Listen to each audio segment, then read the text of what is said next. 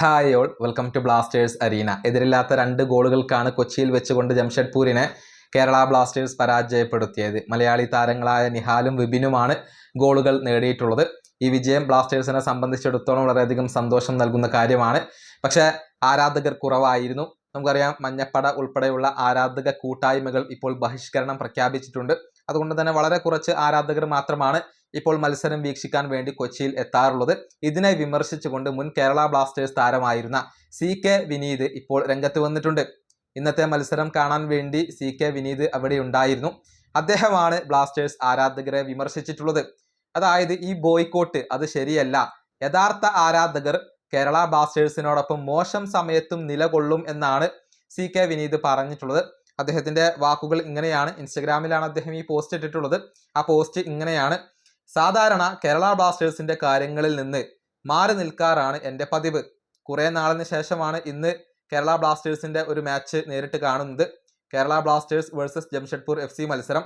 Ashley വെസ്റ്റ്വുഡിന്റെ കീഴിൽ team നല്ല കളി കളിക്കുന്നുണ്ട്. 2 ഗോളുകൾക്ക് മുന്നിലാണ്. ഗാലറിയിൽ അധികം ആളുകളില്ല. ബാഡ്ജിനോടാണ് ഞങ്ങളുടെ വിശ്വാസം എന്ന് ബാനറിൽ എഴുതി വെച്ചത് കാണാം. ഒരു വിഭാഗം ആരാധകർ കളി ബഹിഷ്കരിച്ചിട്ടുണ്ടെന്ന് തോന്നുന്നു. നിങ്ങൾക്ക് പല പ്രശ്നങ്ങൾ കാണും.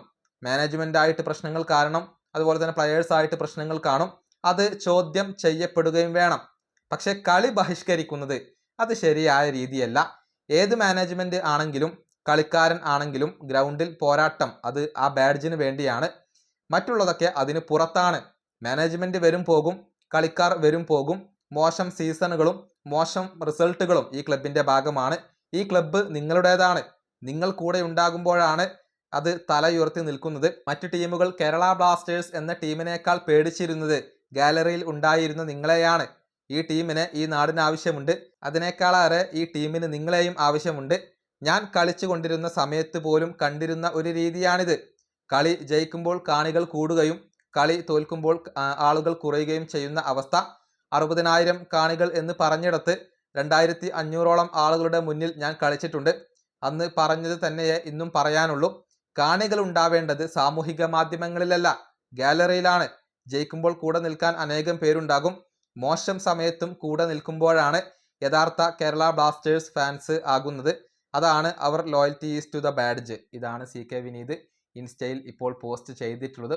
അതായത് ഈ ബഹിഷ്കരണം നടത്തുന്നത് ശരിയല്ല, അവർ യഥാർത്ഥ ആരാധകരല്ല, മോശം സമയത്തും കൂടെ നിൽക്കണം എന്നാണ് CK വിനീത് പറഞ്ഞിട്ടുള്ളത്.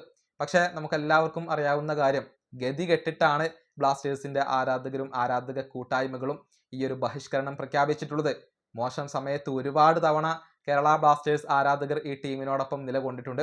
പക്ഷെ മാനേജ്മെന്റ് അതൊന്നും കാര്യമാക്കാതെ അവരുടെ മോശം തീരുമാനങ്ങളും മറ്റുള്ള പ്രവർത്തനങ്ങളും തുടരുകയാണ്. അതിനെതിരെയാണ് കേരള ബ്ലാസ്റ്റേഴ്സിന്റെ ആരാധകർ ഈ ഒരു ബഹിഷ്കരണം ഇപ്പോൾ നടത്തിക്കൊണ്ടിരിക്കുന്നത്. ഈ വീഡിയോ അവസാനിപ്പിക്കുന്നു. അടുത്തൊരു വീണ്ടും കാണാം.